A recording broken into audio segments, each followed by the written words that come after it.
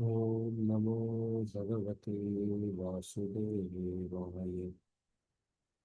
Om Namo Bhagavate Vasudevaya. Om Namo Bhagavate Vasudevaya. Narayanam Namaskritya Naram Chaiva Narottamam Devim Saraswatim Vyasam Tato Jayamudiraye Nashtaprayeshu Bhattreshu Nityam Bhagavata Sevaya Bhagavati Uttama Shloke Bhaktir Bhavati Naistiki Krishnaya Vasudevaya Devaki Nandanaya Cha Nandagopatkumaraya Govindaya Namo Namaha Om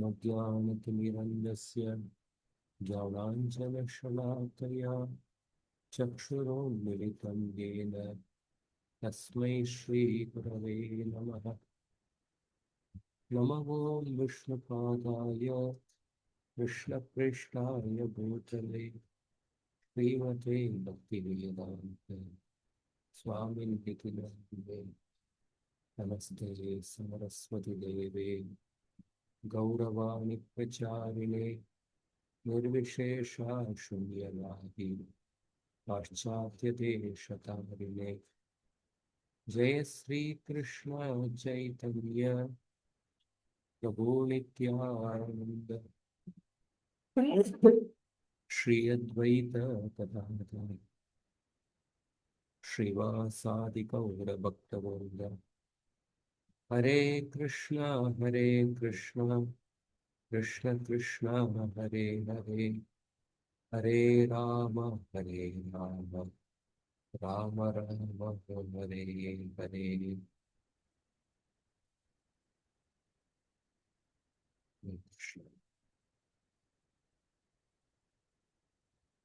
Quickly recollect.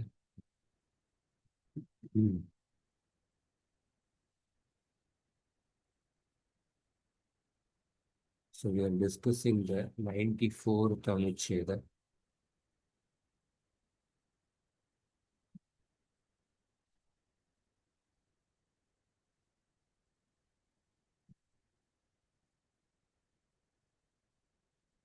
In the 94th anuccheda, the primary topic is the primary meaning of the word Brahman is actually Bhagavan. So I'm going to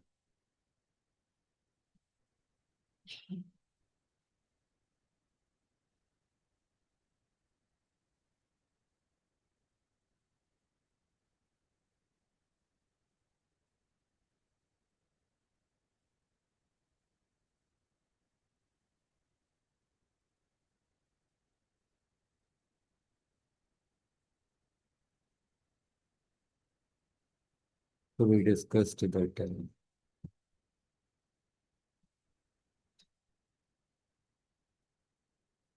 the primary intent of the word Brahman refers to Bhagavan alone, who is supremely great and whose generic existence, which is his bodily glow, is also called Brahman because of its greatness. And this is confirmed in the Brahma Purana. Brahma Purana says that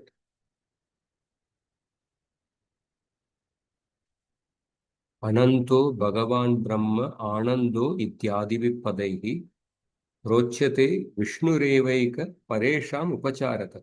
The words Ananta, Bhagavan, Brahma, and Ananda, they primarily indicate Vishnu. They, when they indicate somebody apart from Vishnu, then that is by they are the secondary meanings. So when the Brahman primarily indicates Vishnu, Bhagavan, but when it indicates the effulgence of Bhagavan, that is a secondary meaning. So sometimes Bhagavan is also called Brahman because Bhagavan has got unlimited attributes. The Padma Puran says that because the Lord has innumerable attributes, uh, पृथक् वक्तुं गुणास्तस्य न शक्यन्ते अमितत्वतः यतो तो ब्रह्मशब्देन सर्वेषां ग्रहणं भवेत्. Because Lord's attributes cannot be counted, uh, therefore they are collectively indicated by the word Brahma. So therefore the word Brahma can be adjective for the all-pervading Vishnu alone and nobody else. And he alone has unlimited qualities. Then Jiva Goswami stated that we have been discussing from the beginning of the Bhagavat Sandarbha the summary of the topic is based on the shloka Vadantita Tattvavidas Tattvam Yadyanam Advayam Brahmeti Paramatmeti Bhagavaniti Shabdyate. The knowers of the truth have witnessed the absolute reality as Brahman, Paramatma and Bhagavan. So this Bhagavan is certainly non-different from his form, which is naturally endowed with attributes described earlier. He is not formless. So the person who has complete devotion, the absolute truth appears in a 200 Shamsundar form or in a 400 Vishnu form. And to the neophytes, Arvachina, those who are in the beginning stage, they worship the absolute truth as a Vishwarupa, which is called as Apara Murta.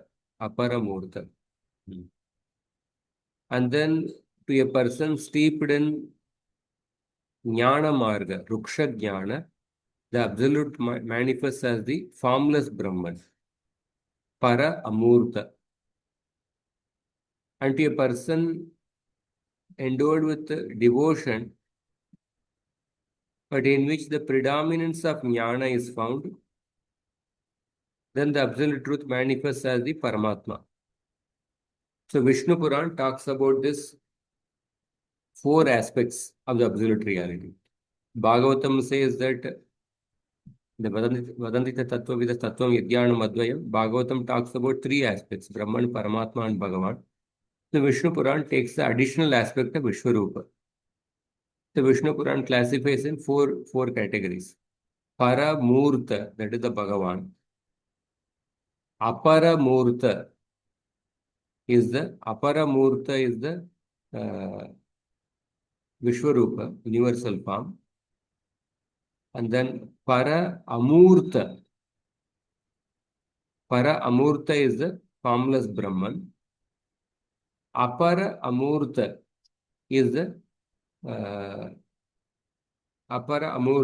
super soul, Paramatma. So, the case of the Paramatma is called as Apara Amurta, Aparatva and Amurta. So, Murti means form. Amurta literally means formless. But why the Paramatma? Paramatma has a form. But why the Paramatma is called as Apara Amurta? So Paramurta is the Bhagavan. Para, transcendental. Murta is a form. Apara Amurta. Yeah, Vishwarupa has a form, but it is inferior. Therefore, it is Apara Murta. And the formless Brahman is transcendental. It is beyond the three modes. Therefore, it is Para. But it is formless. Therefore, it is Para Amurta. And the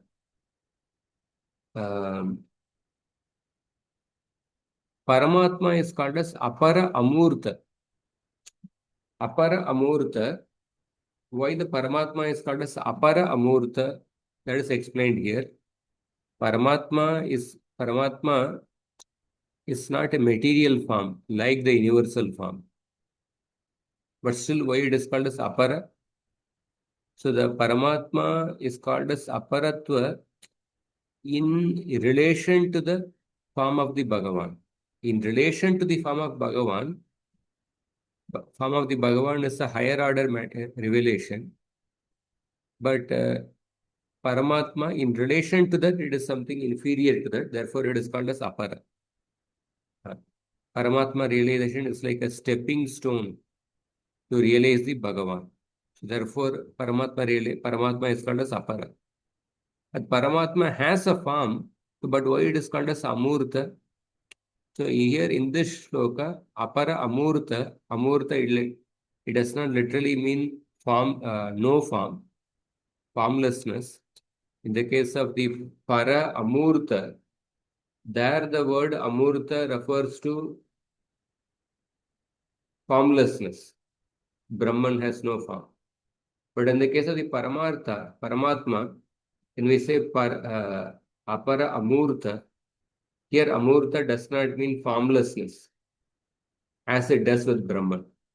Uh, Nor should the word apara here to be taken to mean inferior. It is used only to contrast with the form of the supreme transcendence. So it's clarifying that. So Vishnu Puran talks about these four aspects. Bhagavan, who is called as Paramurta, and then universal form, which is called as Aparamurta, and then the Brahman, which is called as the Para Amurta, and then the Paramatma, which is called as Apara Amurta. So then, the same chapter of the Vishnu Purana, there is Jiva Goswami is quoting some statements to refer to these four aspects of the absolute truth: Bhagavan, universal form, Brahman, and Paramatma. Hmm. So, the same chapter of the Vishnu Puran is a statement that form called Vishwarupa is another great form of Sri Hari. Is another great form of Sri Hari. Shows that this form of the Lord is eternal and all pervading because it is the support of the universe. The statement, the form of the Lord, while existing as a support of everything, is free of expectation, indicates that the Lord's form is free from extraneous qualities, nirupaditva. Further, it explains that his form is of the nature of the supreme transcendence, paratattva. One should meditate on him, the embodiment of Brahman. So he's quoting three statements from the Vishnu Purana, which describe the nature of the Bhagavan. Bhagavan is the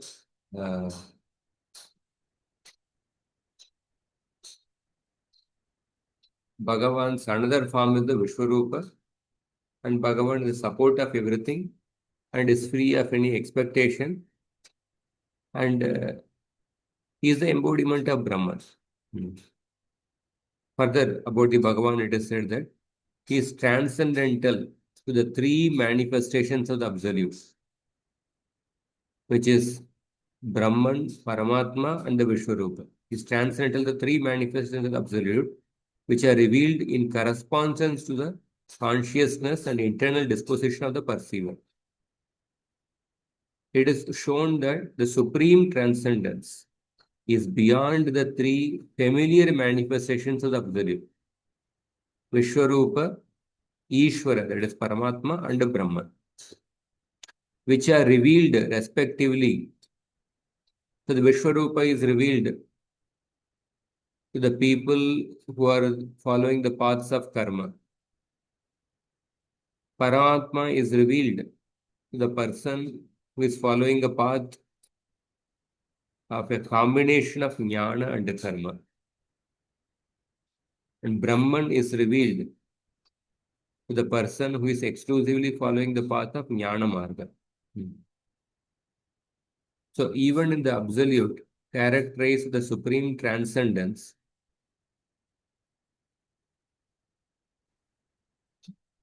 the utterly complete manifestation of that supreme reality because it is revealed only through pure devotion, is in that entity alone who is self-endowed with form. Because it is revealed only through pure devotion, is in that entity alone, which is the Bhagavan is revealed only through the path of pure devotion. Brahman is revealed through the path of Jnana Marga. Vishwarupa is revealed through the path of Karma Marga. Paramatma is revealed through the path of a mixture of Jnana and Karma. So therefore, it is said that he is the auspicious shelter even of the transcendental self, the all-pervading consciousness. And then in the Vishnu Purana, wherever there are statements which talk about the withdrawing the mind from the form of the Lord, so those statements are intended for the worshippers who adhere to the path of Advaita Marga, radical non-distinction, who want to realize the impersonal Brahman. For them, those statements are there. So we have to start from here. Any questions on this? Then we will continue today's topic.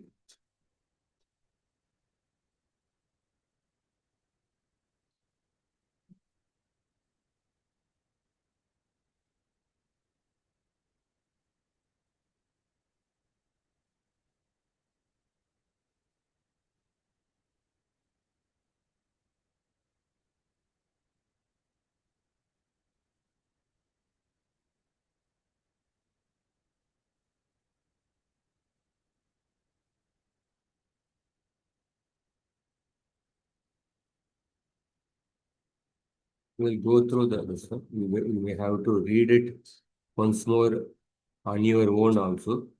I have given the file, but we'll try to, whatever we can understand today in the class, we'll try to understand. Apart from that, you also go through.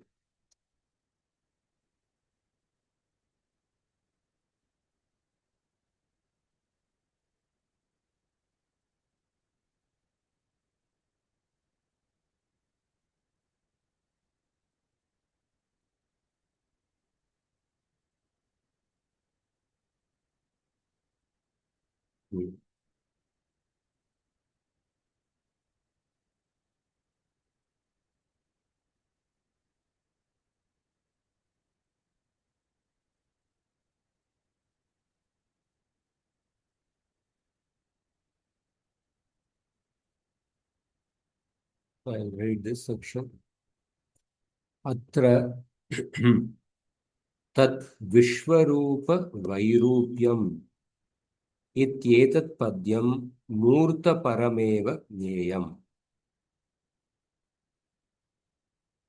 Again, the verse tad vishwarupa vairupyam should be understood as pertaining to form on the strength of the lines that follow, which say,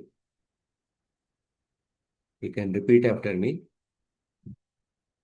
samasta shakti rupani समस्तशक्तिरूपाणि yatkaroti nareshwarah यत्करोति नरेश्वरः devatiriyang manushyakya देवतीर्यन्मनुष्याख्या चेष्टावन्ती स्वलीलया.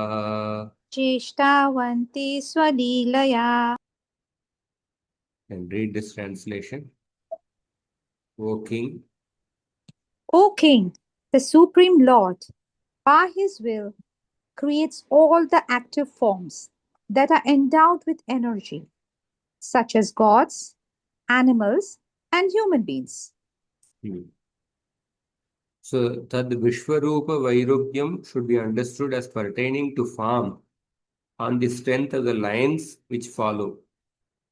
The Supreme Lord, by his will, creates all the active forms, such as the gods, devas, animals, and human beings, which are endowed with energy. So, similar description is found in the first canto, chapter 3.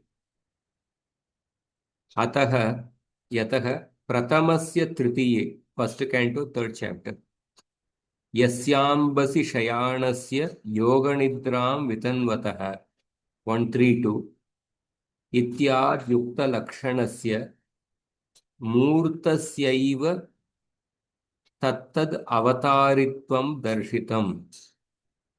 एतन् नानावताराणां निदानं बीजमव्ययम् इति।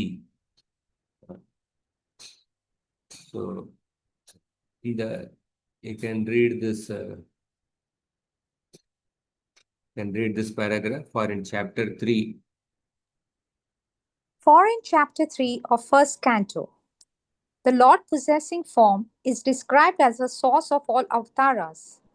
The Supreme Person, the second manifestation of the Purusha, is the imperishable seed of the innumerable avatars appearing within the cosmos. The And second manifestation of the Purusha refers to the Garbhodakshai Vishnu. yeah. He is the source of all the avatars within the particular universe. Yes, and Yeah. go ahead. Is the imperishable seed of the innumerable avatars appearing within the cosmos and the abode to which they return. From a portion of his, that is, from Brahma, and from a portion of that portion, from the sages such as Marichi, who are brought forth by Brahma, the gods, men, animals, and other life forms are created. So here, 1.3.5. so you can see that what is explained in the Vishnu Purana, the shloka. The Supreme Lord, by his will, creates the active forms that are endowed with energy, such as gods, animals, and human beings. Same thing is confirmed in the Srimad Bhagavatam, the first canto, third chapter. Yeah, you can read further. The characteristics of that form are given at the beginning of the chapter.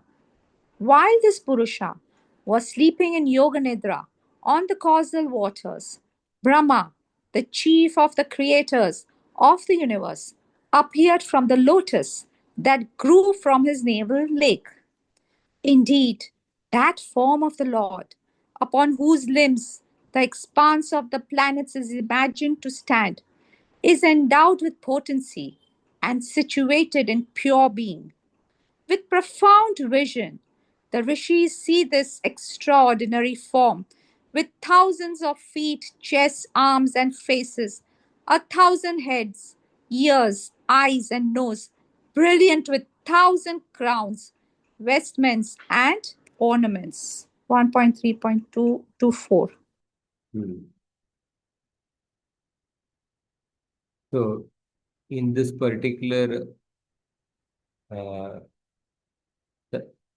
next, Jiva Goswami says that according to Ramanujacharya, the Vishnu Purana shloka, Tad Vishwarupa Vairupyam.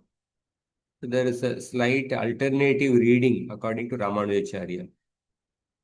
Tad Vishwarupa Vairupyamiti Patadbihi Shri Ramanujacharanairapi Murtaparatvenaiva Vyakyatam Vishwarupad Vairupyam Vailakshanyam Yatra Tad Vishwavilakshanam Murtam Swarupamiti. So there is an alternative reading, the Ramanujacharya's version of the Vishnu Purana shloka.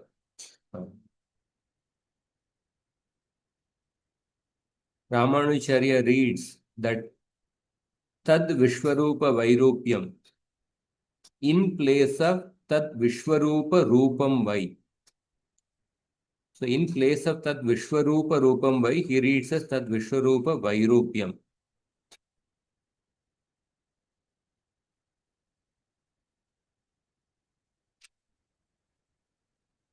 Rendering the senses as follows.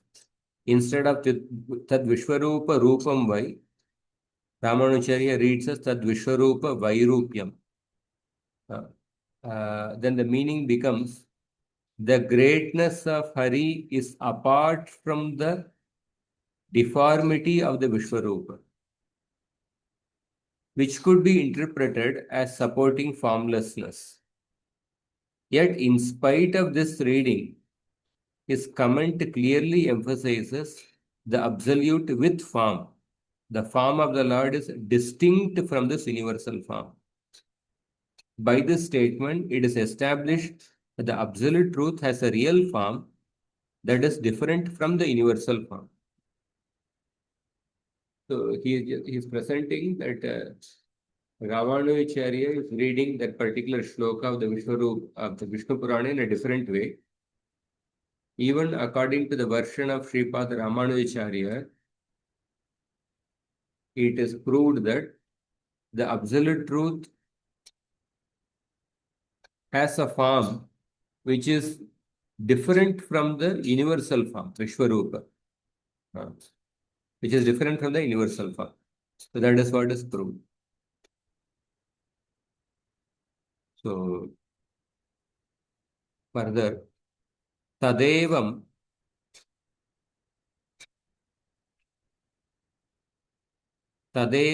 tasya vastutah मूर्त्यात्मकत्व एव सिद्धे यत् सर्वतः पाणिपादादिलक्षणा मूर्तिः श्रूयते सापि पूर्वोक्तलक्षणायाः श्रीमूर्तेन पृथगिति विभुत्वप्रकरणान्ते व्यञ्जितमेव.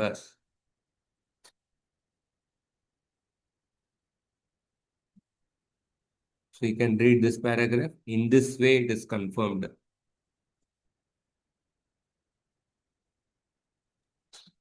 Shyam, In this way, it is confirmed that the absolute truth in its essence is inclusive of truly abiding, that is transcendental form.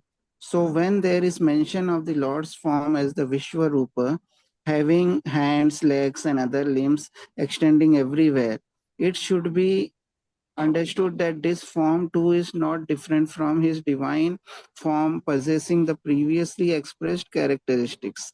This was implied at the end of section 45.1 describing the all-pervasive feature of the Lord's form.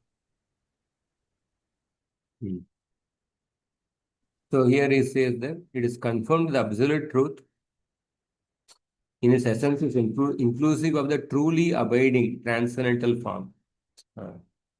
Whenever there is mention of the Vishwarupa having hands, legs, and other limbs, should be understood that this form too is not different from his divine form, possessing the previously expressed characteristics. And then further he quotes the verse from the Padma Purana. Additionally, Uttarakhand. You can read this shloka, repeat after me. बृहच्छरीरो विमानरूपो बृहश्चरीरोऽभिविमानरूपो युवा कुमारत्वमुपेयिवान् हरिः युवा कुमारत्वमुपेयिवान् हरिः रेमे श्रियासौ जगतां जनन्या रेमे श्रियासौ जगतां जनन्या स्व स्वज्योत्स्नया चन्द्र इवामृतांशुः स्वजोत्स्नया चन्द्र इवामृतांशु इति पाद्मोत्तरखण्डवचनम्. Padma Purana Uttarakhanda statement. What is the translation? May you read the translation? Additionally, Uttarakhanda of Padma Purana states, Sri Hari, who has an immeasurable gigantic form, attained youth and enjoyed with Lakshmi, the mother of the universe, just as the moon containing rays of nectar enjoys with its own effulgence. So he is quoting this Padma Purana shloka that the Bhagavan who has the immeasurable form, he attained Brihat Shariro. Abhivimana Rupo Yuva Kumaratvam Upeyivan Harihi. He attained youth and enjoyed with Lakshmi, the mother of the universe. So when we hear the word he attained youth, we may get a doubt. That means previously was he not youthful? Like that we can get a doubt. So that is explained by Jiva Goswami.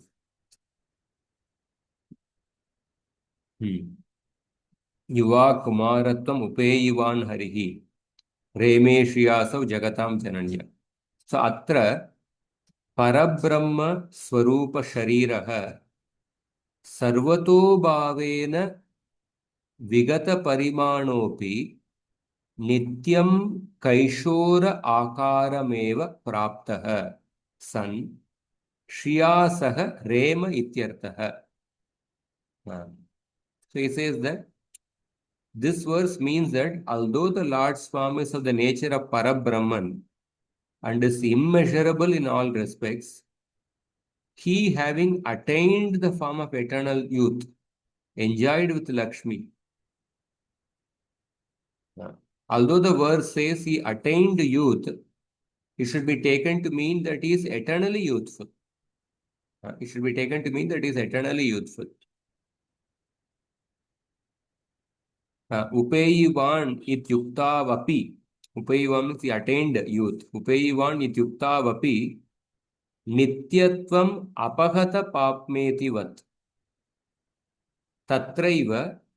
So there is a, so although the verse says that he attained youth, but it should be understood that he is eternally youthful. Just like elsewhere in the Upanishads, the Lord is having a quality of, Lord is described as having the quality of apahata papma. Apahata papa, that means what? Literally it means that he became freed from sins. But it should be understood that he is eternally in that state. When we say he became freed from sins, that means previously he was sinful, then now he has become freed from sins. But the meaning of the word apahata papa should be understood as he is eternally in that state of being freed from sins. Tatraiva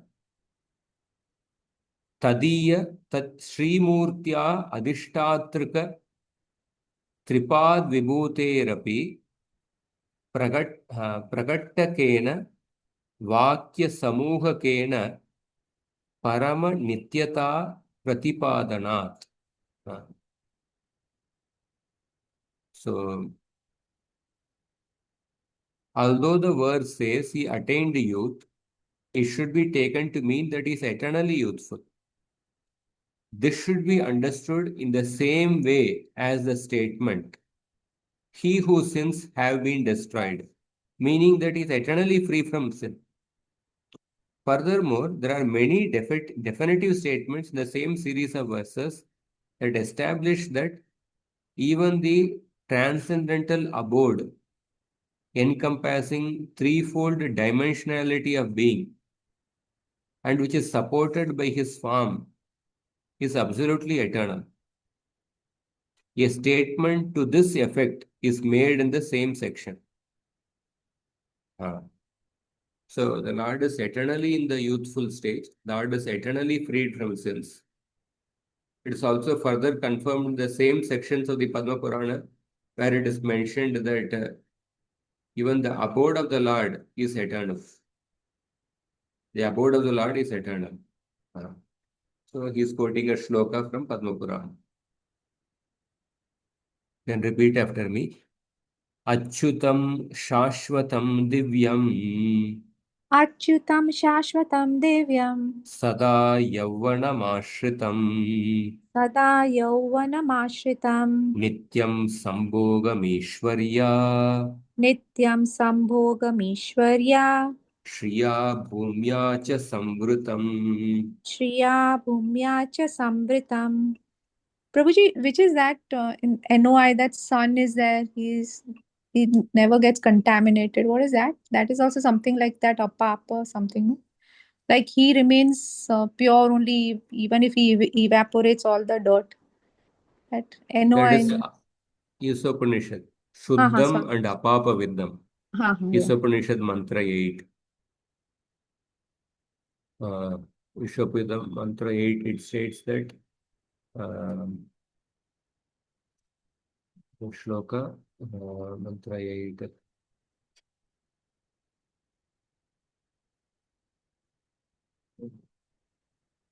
Asnaviram Shuddham Apapa Viddham. Shuddham and Apapa Viddham. That the word comes. Mantra 8. So, Sri Hari, who is infallible, eternal, divine, and eternally youthful, eternally enjoys the company of the goddess of Sri and Bhumi. So we see it's mentioned that he is eternally youthful. He eternally enjoys the goddess of Sri and Bhumi. And then he says that Tasmat Sri Bhagavan Yatokta Lakshana Eva Sayeva Vadanti Ityasya Mukhyarthabhutam Moolam Tattvamiti Paryavasanam. Mukhyarthabhutam Moolam Tattvamiti Paryavasanam. Therefore, Bhagavan is naturally endowed with the characteristics listed above, and it is thus concluded that he is the primary import of the Vadanti verse. And as such, the original complete Tattva referred to the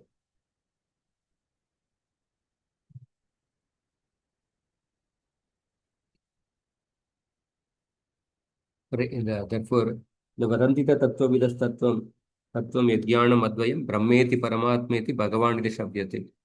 Therefore, Bhagavan is the primary import of that particular shloka. And he is the original complete Tattva referred to here. Then now he is quoting further from Mahabharata Moksha Dharma section. Taduktam Moksha Dharme Sri Narayanopakyane. The Moksha Dharma, there is a Narayana Upakyana. The shloka. You can repeat after me.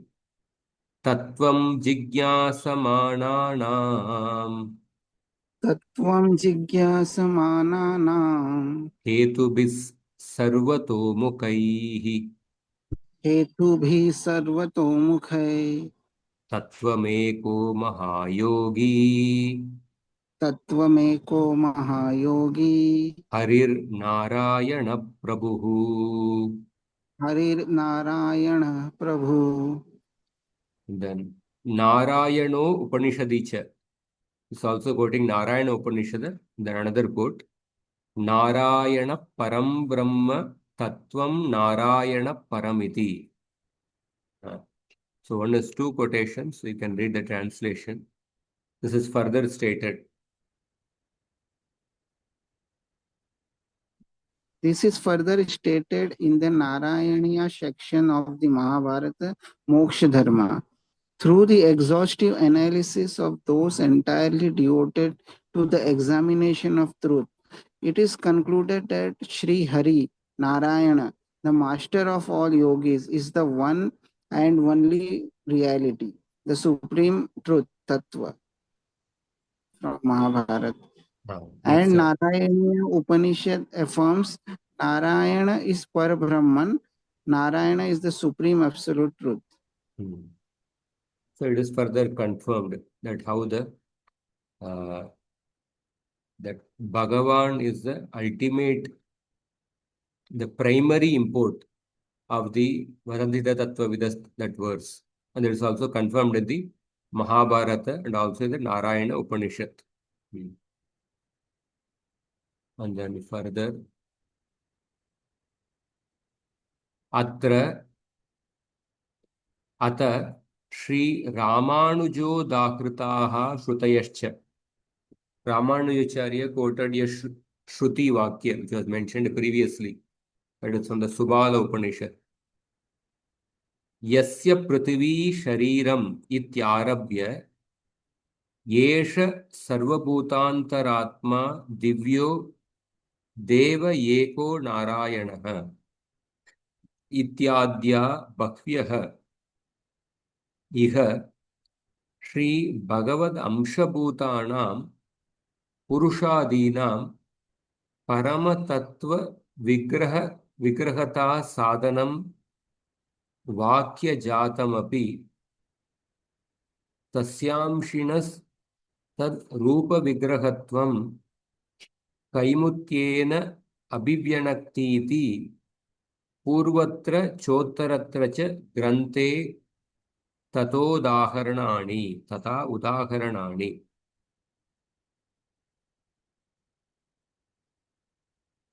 So, for this reason, the Subala Upanishad statement cited by Sri Ramanujacharya, beginning with "He whose body is the earth" and ending in "He is the supreme immanent self dwelling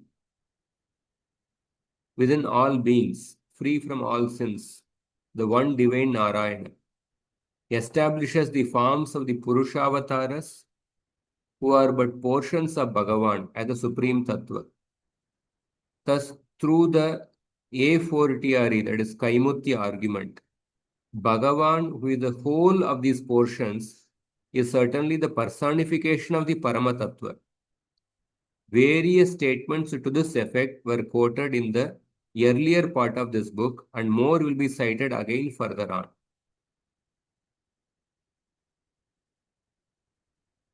So, Vishnu Purane tu Sakshadeva Sri Bhagavantam Adhikritya Tataivo Udaharanam. So, further, he's quoting a statement from the Vishnu Purana to prove the Bhagavan as the Paramatatva, the highest reality. You can repeat after me. Why that earth they've written? Whose body is earth? Did I read correct? Earth. It was previously that Subala Upanishad was cited. I think the previous anuccheda. See, the previous anuccheda, Subala Upanishad was cited.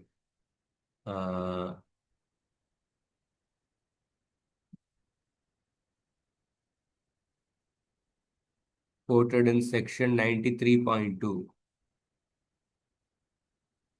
He whose body is the earth, whose body is the self, whose body is the unmanifest, and whose body is the imperishable.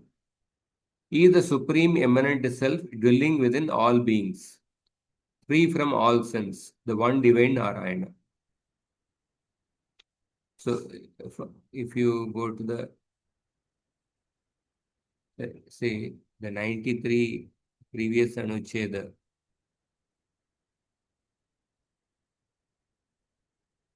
Yasya Prithvi Shariram, Yasya Atma Shariram. This was quoted. Subala Upanishad. Therefore, the Shruti also recognizes Narayana as the Atma even of Brahman, referred to in the Subala Upanishad. He whose body is the earth, whose body is the self. So the entire material world is the energy of Bhagavan, made of Pancha Mahabhuta. Therefore, the world made of the Pancha Mahabhuta is considered as the body of the Bhagavan. And the Jivatmas are also the energies of Bhagavan. So Jivatma is also considered to be the body of Bhagavan. And he whose body is the unmanifest. The Brahman is also the body of Bhagavan, whose body is the imperishable, Akshara, is the supreme immanent self dwelling within all beings, free from all sins, the one divine Narayana. This is the Subala Upanishad which is quoted. Again, it was quoted in the previous Anuccheda. It is again quoted here.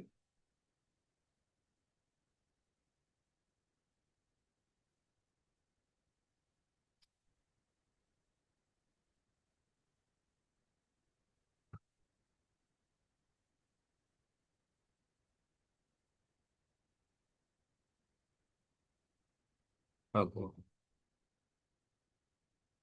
So Vishnu Purana shloka, you can repeat after me.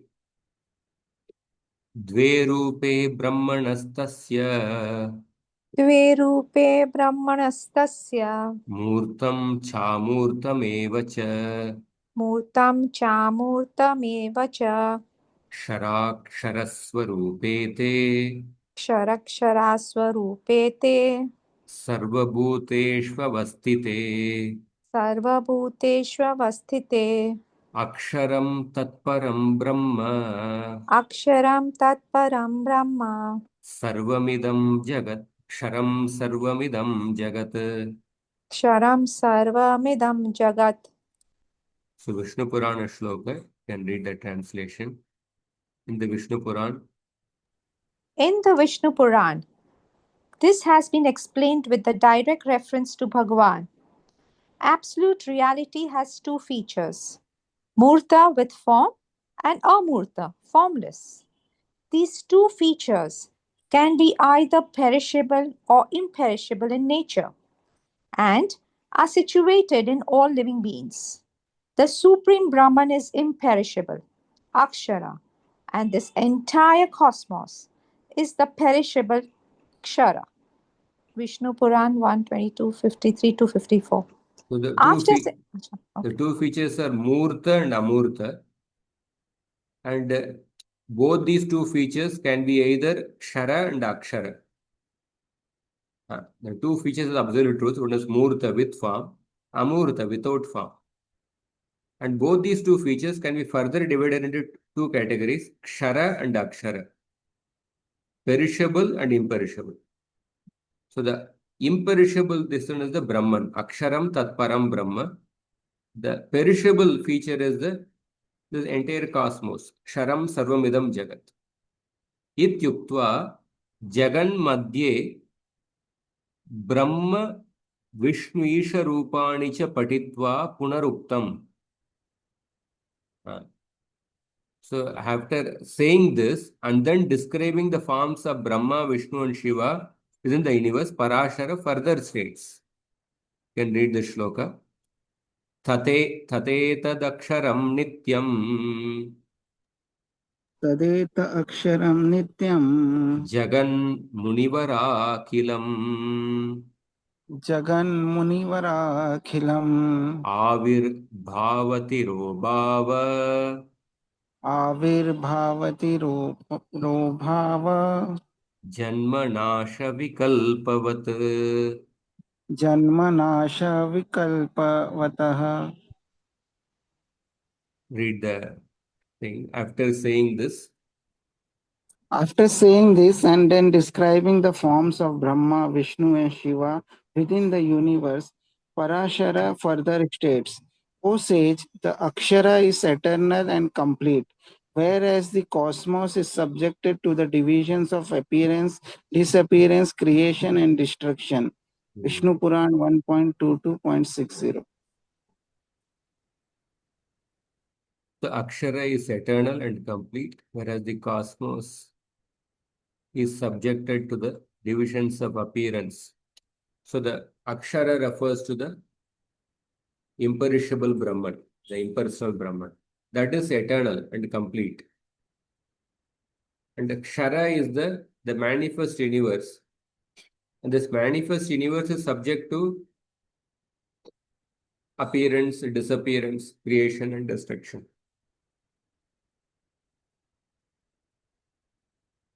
So, Tadetat. In 15th chapter of Bhagavad Gita also there is no Dve Yeah. Yuma Purusha.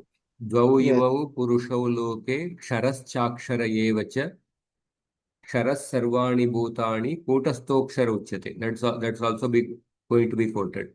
Will also be quoted at the end. So tadetat aksharakyam parabrahma nityam akilam jagattu आविर्भावादि भेदवत् इत्यर्थः. तत्र आविर्भाव तिरोभावौ श्री विष्णु तदंशानां जन्मनाशौ तु अन्येषाम्. अतो जगत् जगत्याविर्भावादिकृत्येनैव पूर्वेषां ब्रह्मादीनां तदन्तपातव्यपदेशो न वस्तुत इत्यर्थः. The meaning is that this Parabrahman called Akshara is eternal and complete. But the cosmos undergoes the changes of appearance and disappearance, creation and destruction. The words appearance and disappearance are intended for Sri Vishnu and his expansions, whereas birth and death are for all others. Because when we say the word Avirbhava and Tirobhava, we use it for Vishnu or the great acharyas who descend from the Vishnu Loka, Vaikuntha. But birth and death, we use it for all others. Devas like Brahma and Shiva appear and perform other acts in the universe. They are counted as part of it. But they are not so in reality. This is the meaning.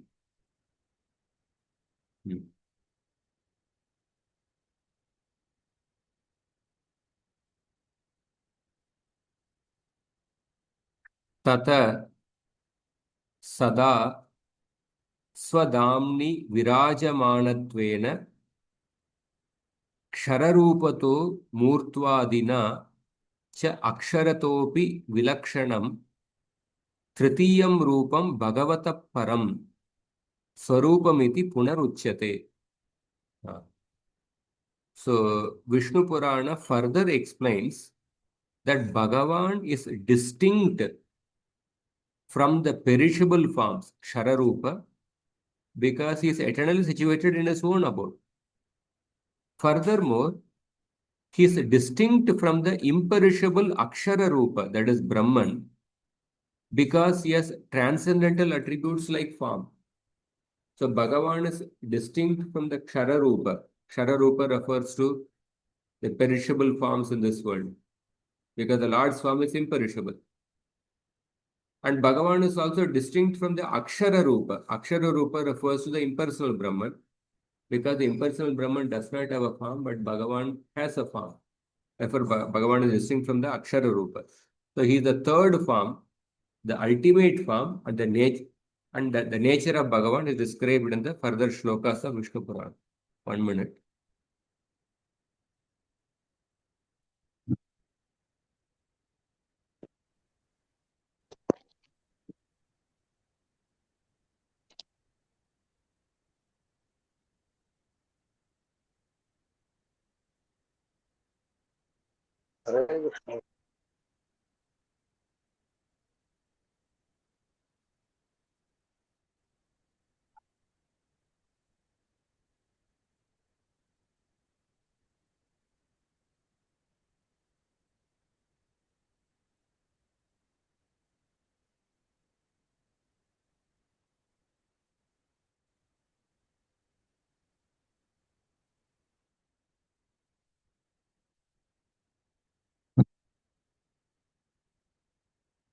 So he is further confirmed in the Vishnu Purana shloka. You can repeat after me. Sarva Shaktimayo Vishnu. Sarva Shaktimayo Vishnu.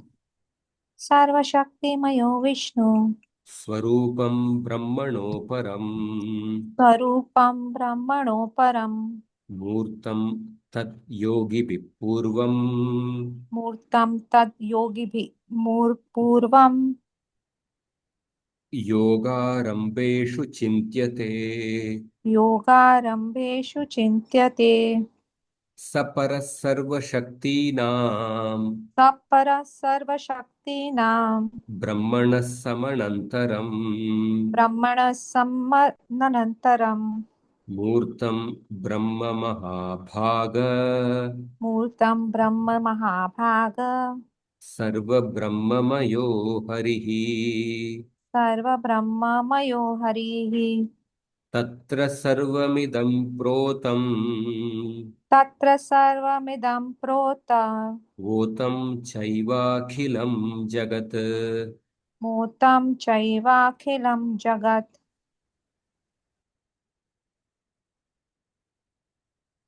You can read the Sri Vishnu. Yes. Sri Vishnu is all powerful and situated in his own essence. In the early stages of yoga, the yogis meditate on the form of Sri Vishnu, which is distinct from Brahman.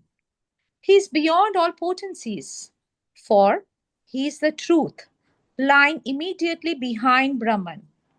Hari is Brahman personified, and he constitutes the complete Brahman.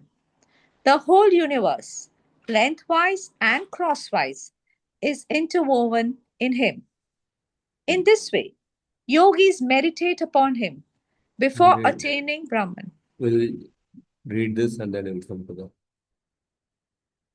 Iti Brahma Sakshatkarat Purvam Yogibhis Chintyate Tata Brahmanah Samanantarah Upasananukramena Yataivaksharadhanantaram Taduktam Yatha Brahmabhuta Prasannatma Ityadyanusarena Brahma Sakshatkara Anantara Avirbhavi Chasa Ityartha. So in this way, the yogis meditate upon him before attaining Brahman realization. So initially, the yogis meditate on the Vishnu, but they aspire for Brahman realization, but initially they meditate on Vishnu. That he lies immediately behind Brahman is to say that in accordance with one's progress on the path of worship, Bhagavan is a truth that is revealed immediately after realization of Akshara Brahma. This is also in conformity with the Gita statement, Brahma Bhuta Prasannatma na shochati na kankshati samasarveshu bhuteshu madbhaktim labate para. So after attaining Brahman realization, after coming to the Brahma Bhuta platform, a person attains bhakti to Bhagavan. Wherein he manifests after the realization of Brahman. This is the meaning. And then further, Yataha sarvasam shaktinam स्वरूपभूतादीनां परमाश्रयः अतएव सर्वब्रह्ममयो अखण्डब्रह्मस्वरूपं च अक्षराख्यस्य पूर्वस्य शक्तिहीनत्वेन खण्डितत्वात्. Because he is the supreme shelter of all intrinsic potencies, he constitutes Brahman in its totality, Sarva Brahmamaya, and is therefore the personification of the complete Brahman. But the prior manifestation called Akshara is partial in nature owing to being devoid of potencies. Yadva atayeva sarvaveda vedya ityartah. Tata eva cha tatra sarvamityaditi evam. Now the Gita verses quoted, 15th chapter. Yasmaksharamatiitoham aksharaadapi chottamah atosmi loke vede cha pratitah purushottamah.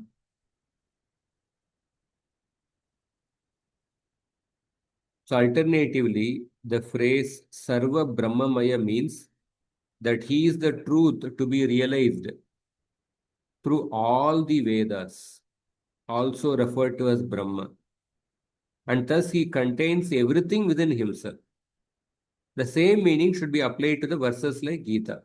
Since I am both the fallible, Kshara, and the infallible, I am known both in the Vedic literature and among the people of the world as Purushottama, the Supreme Person.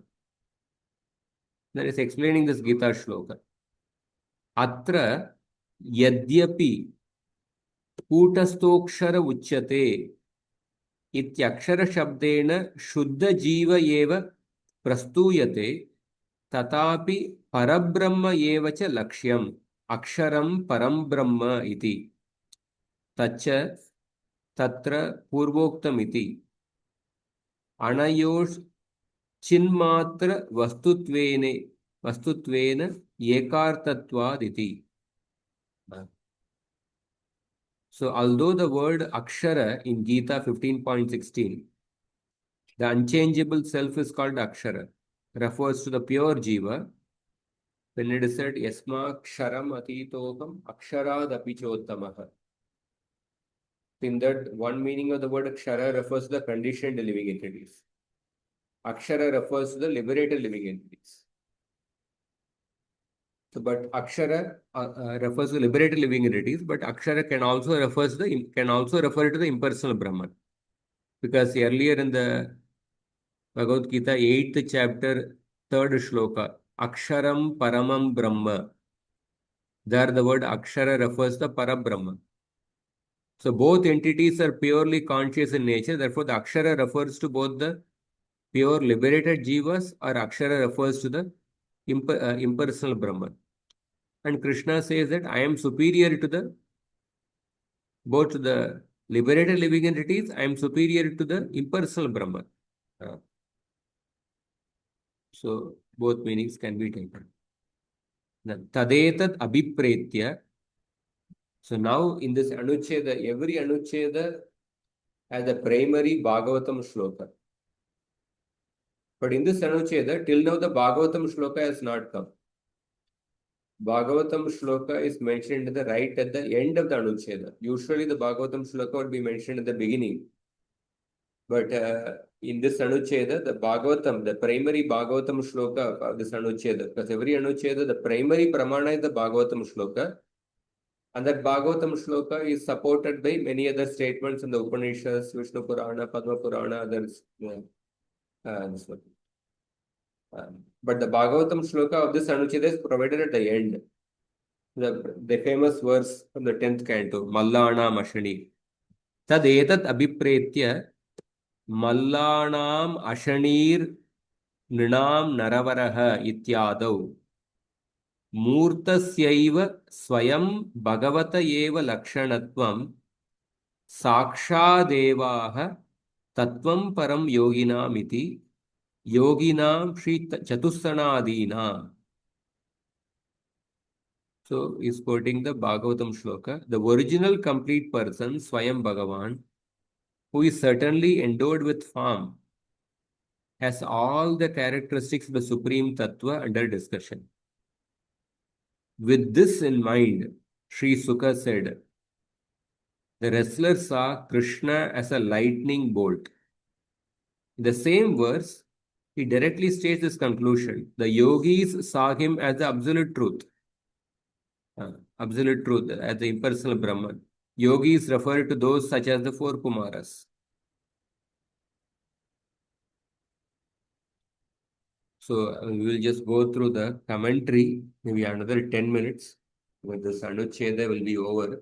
And but this will be summary of, we went through so many shlokas, understanding, but to consolidate such an understanding, we just go through the commentary. So this section is rooted in the understanding that the one absolute is perceived differently in accordance with the consciousness of the perceiver. The central verse of the Sanucheda is given at the conclusion. Mallanam Ashanir Nrinam Naravaro Strinam Smaro Murtiman Gopanam Swajano Satam Shitibujam Shasta Swapitro Shishu Mrutyur Bhojapater Virad Avidusham Tatvam Param Yoginam Vrishninam Paradevateti Vidito Rangam Gata Sagraja. Can somebody read the translation? As Krishna entered the arena. Hari Bol Krishna Bihari Prabhu, you can read. I don't know my network is okay or not. As Krishna entered the arena with his elder brother Balaram, he was recognized differently by each observer. The wrestler saw him as a bolt of lightning. The ordinary menfolk saw him as the best of men, while the women saw him the Cupid personified. The cowherd thought of him as a relative, while the evil kings saw him as their punished and his parents as their child. King recognized him as his death, while the ignorant thought of him as something great. The yogis perceived him as absolute truth, and the Vishnus as their worshipable deity. Hmm. So how the Krishna was perceived differently by the different members in the wrestling arena. That is the central verse of this particular anuccheda. The one absolute truth is perceived differently according to the consciousness of the observer. Some people observe as the Brahman, Paramatma, or Bhagavan. Some people observe as the child, or as a friend, or as a lightning, thunderbolt, or a chastiser. So Jiva Goswami begins this section by continuing his explanation of that Brahman is one of the features of Bhagavan. The bodily effulgence of the Lord is called Brahman because it is immense. So the primary meaning of the word of Brahman is Bhagavan. Brahman means Brihatvat Brahmanatvat iti Brahma. Brahman means something which is great or unlimited. So Sri Vishnu or Krishna is the greatest and the most unlimited person. Therefore, he is the called Brahman. The Brahman primarily refers to Vishnu or Krishna. Dhruva Maharaj also, when he was praying to Vishnu, he gave the etymological meaning of the word Brahman in the following verse from the Vishnu Purana, not from Bhagavatam. Brihatvat Brahmanatvacha Yadrupam Brahma Samyitam Tasmai Namaste Sarvatman Yogi Chintya Vikarine. The first shloka. So, O Supreme Self of all selves, I offer my obeisances to your form, which is meditated upon by the yogis and is thus free from all mutation. That form is called Brahman because it is limitlessly expansive and limitlessly causative of others to expand. The absolute truth is called Brahman because he is the greatest and he can also make others great. Brihatvat Brahmanatvat iti Brahman. In this verse, Dhruva clearly says that Vishnu's form is called Brahman because the Lord is non-different from his body. He is certainly the complete Brahman. At this point, Jiva Goswami resumes the explanation of the Vadantita Tattvavida verse, which is in fact the essential insight that he is trying to illustrate in the Bhagavat Sandarbha.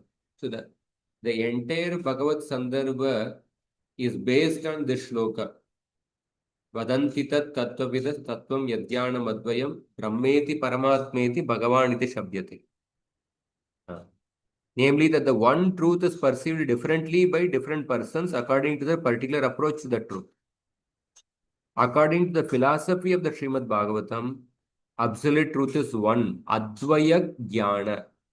Dvaya means two, Advaya means non-dual. Non-dual. The absolute reality is one. When he manifests with attributes, with qualities, with energies, he is called Bhagavan. When he manifests without attributes or without qualities, without energies, he is called Brahman. As explained in the earlier Anuchedas, Bhagavan has an eternal transcendental form. And then Jiva Goswami quoted the Vishnu Purana shloka.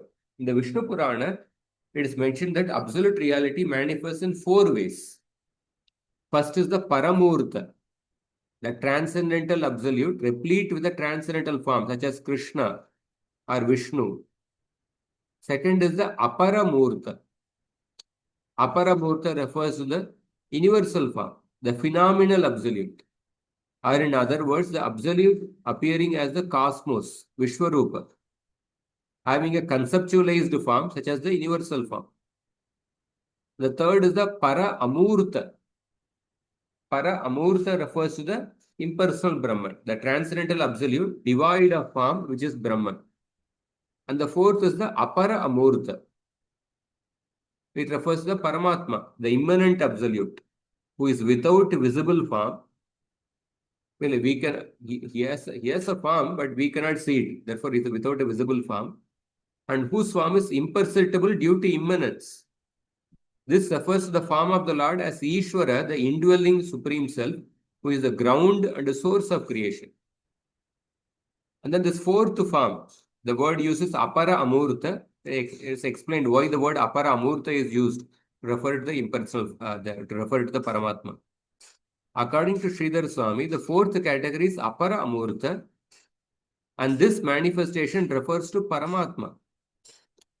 Truly speaking, Paramatma is not amurta. So murta means having a form. Amurta means formless. But Paramatma is not formless. Truly speaking, Paramatma is not formless. Rather, his form is the indwelling self remains unseen due to his quality of immanence. And here, apara does not mean inferior. It does not mean inferior or phenomenal or conceptualized, as in the case of aparamurta. The universal form is described as aparamurta. There, the word apara refers to inferior form or a phenomenal form, because the universal form is a material form. But in the case of the Paramatma, apara amurta is used. Here the word amurta does not literally means formless, and apara does not mean something inferior.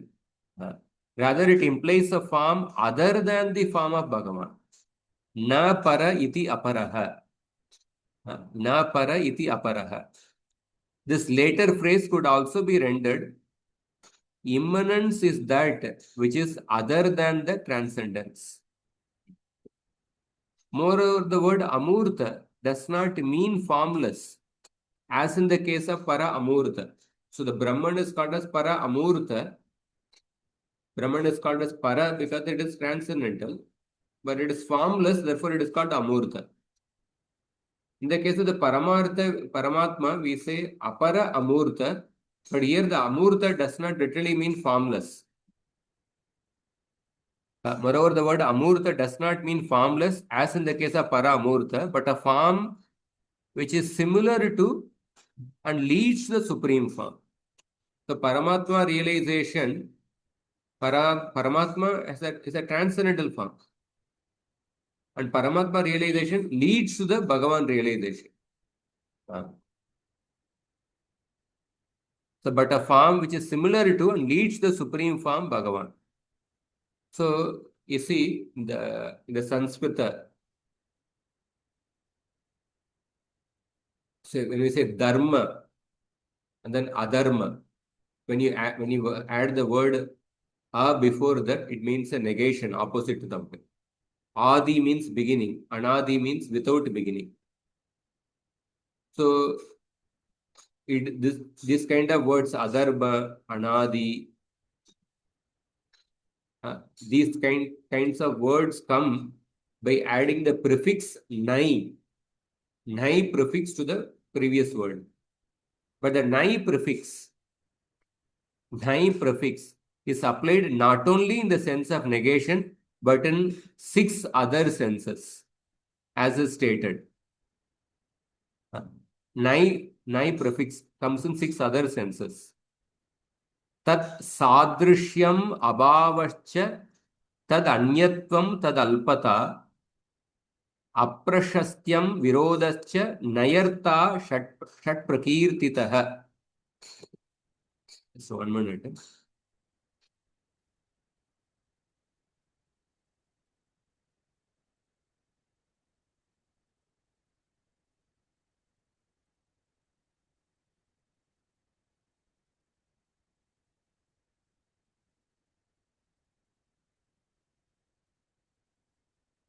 There are 6 meanings of the prefix nai, which remains as a before words beginning with a consonant and as an an.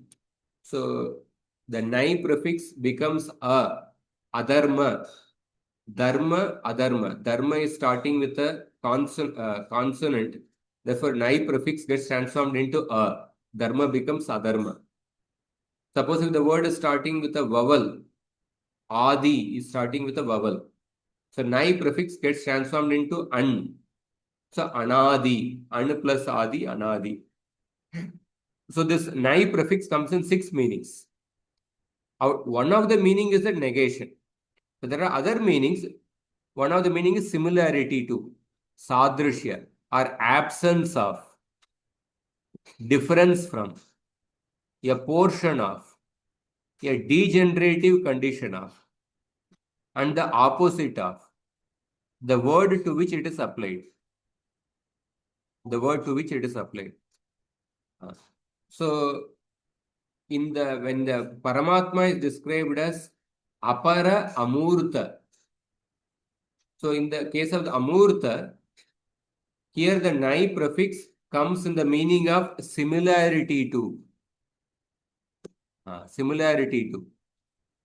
It is not coming in the sense of a negation or absence. It's not coming in the sense of absence, it's coming in the meaning of similarity to. So on the basis of this rule, the word amurta in the fourth category can be understood as having a form similar to murta. Paramatma is having a form similar to Bhagavan, similar to the transcendental form. And to those who have true loving devotion unto the complete person, Bhagavan, the Absolute manifests as the Paramurti, his transcendental form. For beginners on the path of Upasana, the Absolute manifests as the Aparamurti, the universal form. For those who follow the Jnana Marga, the Absolute manifests as the Para Amurta, that is the impersonal Brahman, transcendental Brahman without a form.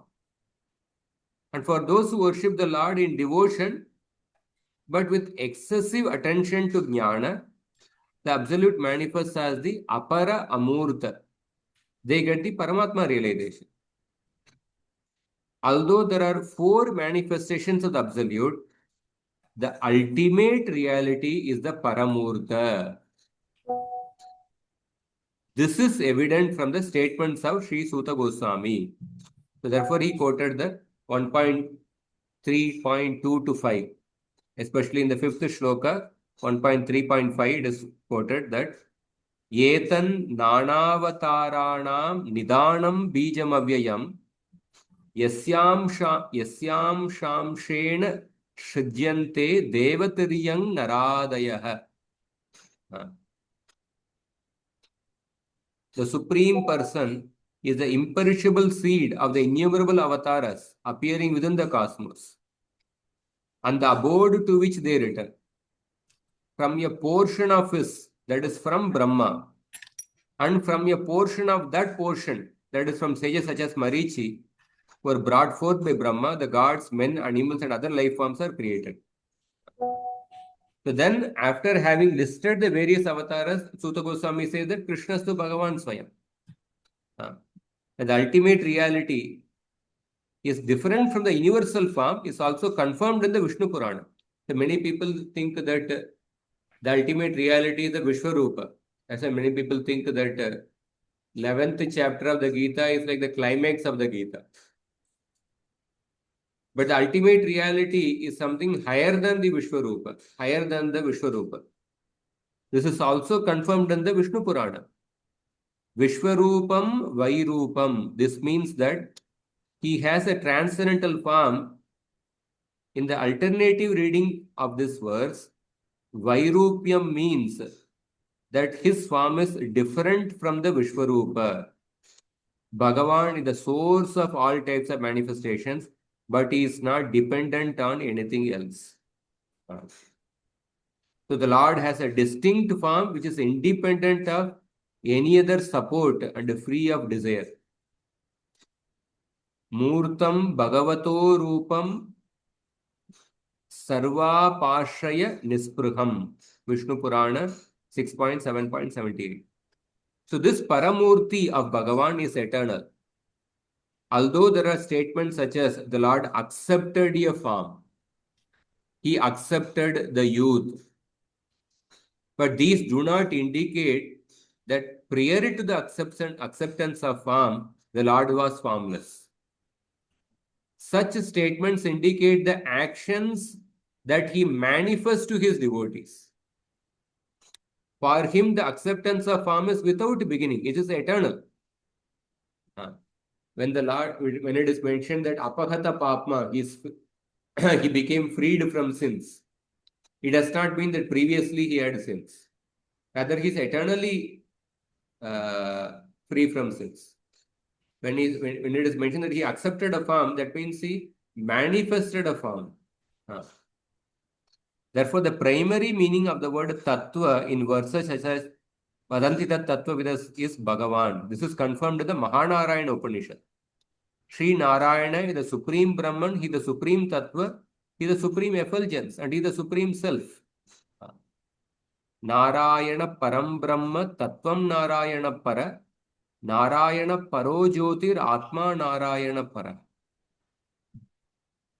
And there are many statements that establish the various expansions of Krishna, the supreme reality.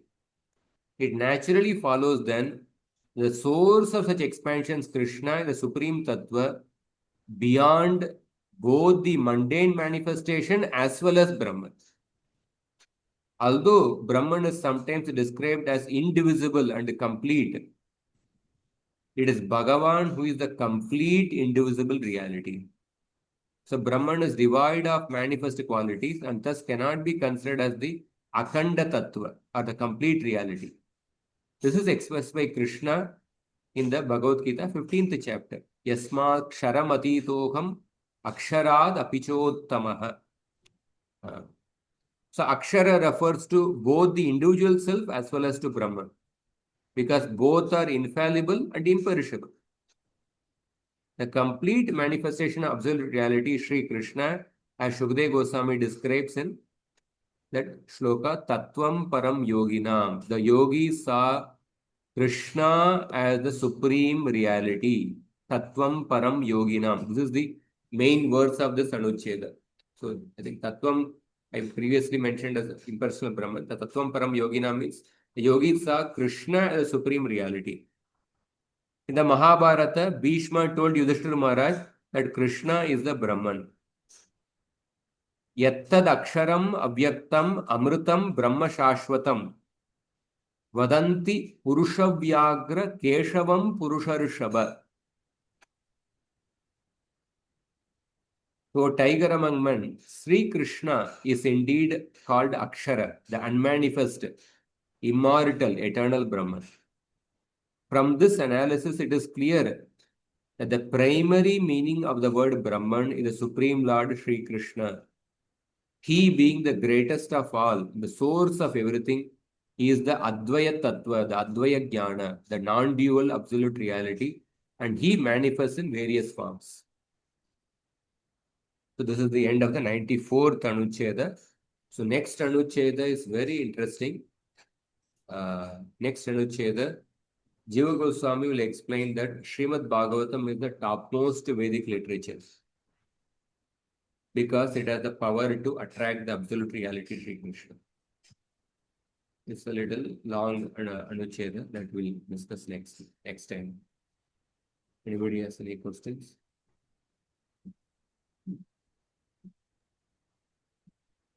Prabhuji, Prabhuji, are you asking?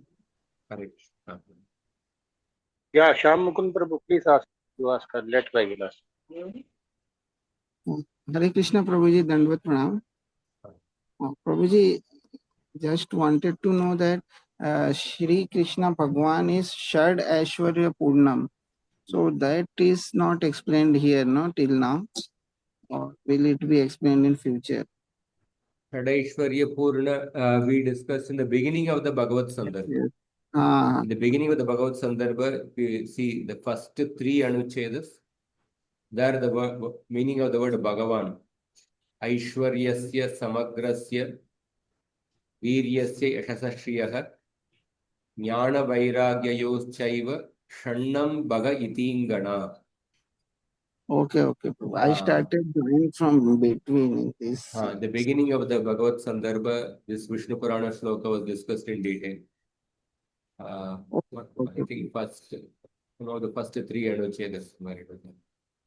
Okay. I The will Krishna listen. Sandarbha, so in the Bhagavat Sandarbha, Jiva Goswami is establishing without any ambiguity, with so many pramanas, that the Bhagavan is the ultimate manifestation of the absolute truth.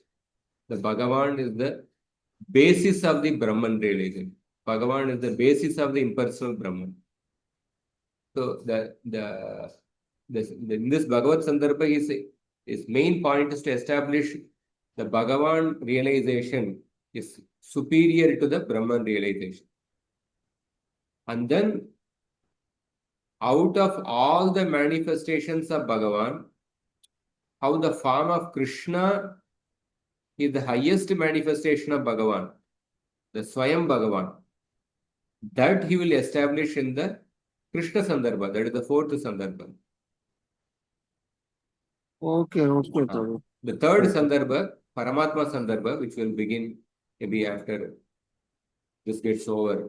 Paramatma Sandarbha, he will describe the nature of the relationship between Jivatma and the Bhagavan. And the nature of the relationship between this material world and the Bhagavan. That will come in the third Sandarbha. Paramatma, and the nature of the Paramatma will be described. But the fourth one, how Krishna is the highest manifestation of Bhagavan, that will come. But the definition of Bhagavan, Aishwaryasya Samagrasya, is complete in 6 afternoon. That was discussed in the beginning of the Bhagavad Sandarbha. Okay, Prabhu. Hari Bol.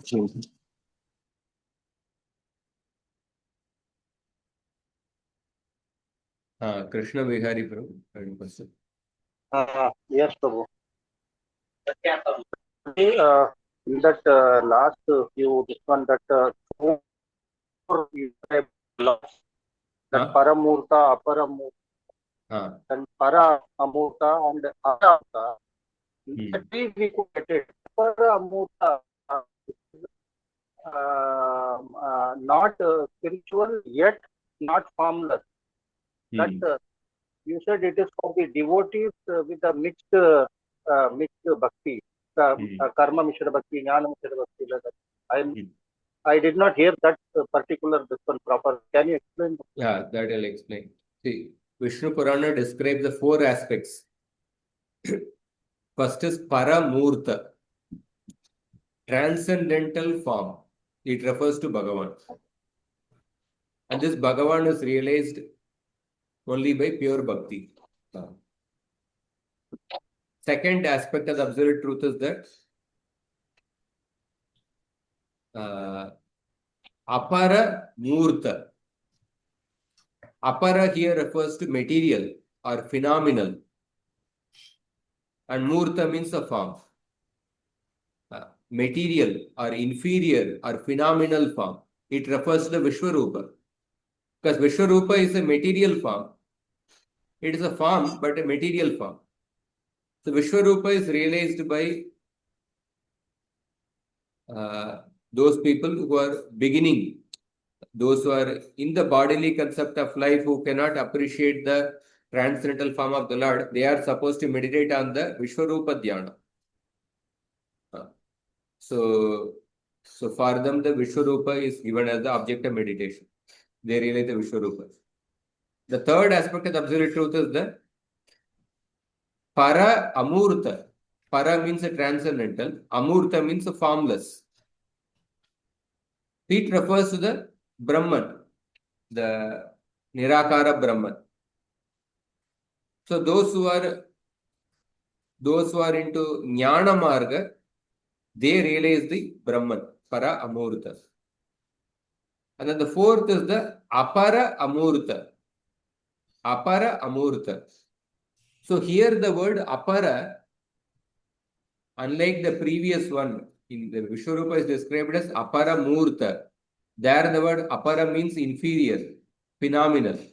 But in the case of Paramatma, the word Apara Amurta, here the word Apara means something different from Para.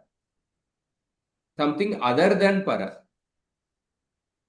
But it is also, Paramatma is also a transcendental form only. But it is something different from the Bhagavan.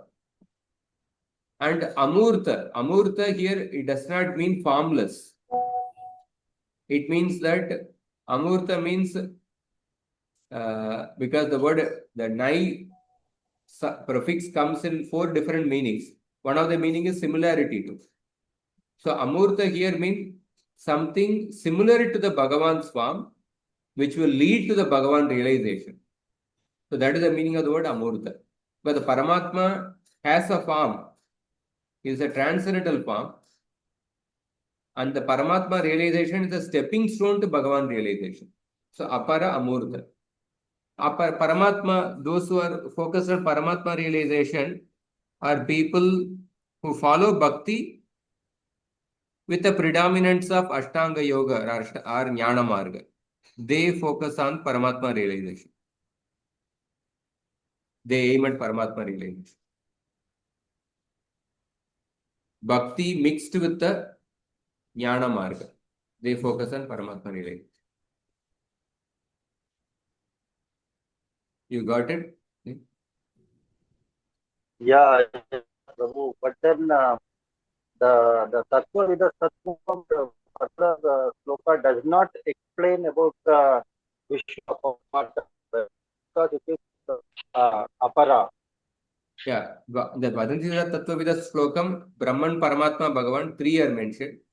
In the Vishnu Purana Shloka, Vishwarupa is also included. This 4 But the conclusion of both this one is that the Bhagavan is the ultimate manifestation of the absolute truth, higher than Vishwarupa, Brahman, and Paramatma.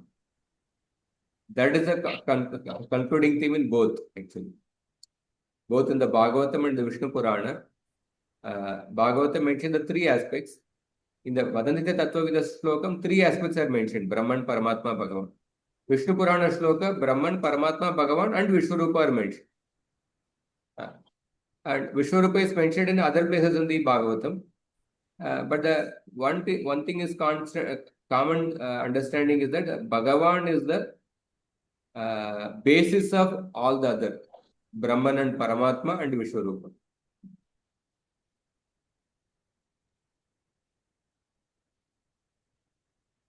Okay. Shall we end here? So we'll end here. Next week, yeah, if possible, during the yatra, somewhere in the daytime, the afternoon time free, we will have a class. I'll inform. Because evening time, Maharaj's classes will be there.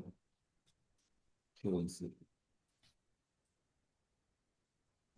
So we'll end here. Grantara Srimad Bhagavatam ki